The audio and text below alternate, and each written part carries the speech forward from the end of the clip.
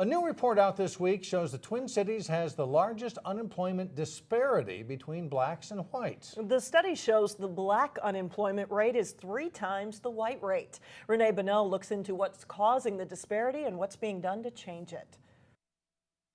This is West Fargo. Sonny Coker considers himself a full-time job seeker. I will spend like the whole day just applying to all kinds of type of job. I have a whole list of them over there.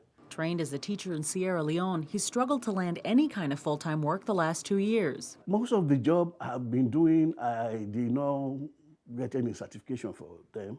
It was just like training on the job. He says it's hard not to notice that quite a few jobs he's gone after have gone to Caucasian counterparts. I see the case of the white folks. The academic is their first goal.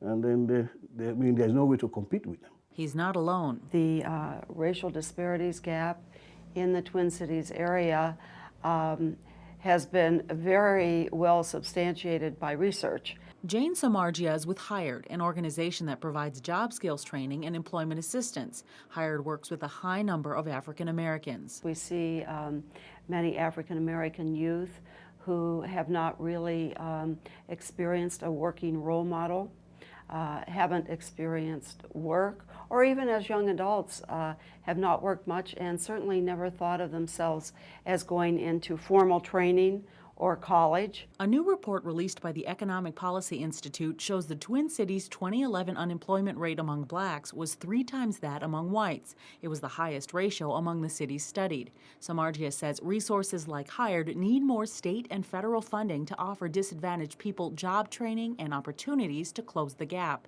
And she says it takes teamwork. It requires sustained focus by the entire community over a number of years. It can't be the issue of today and forgotten tomorrow.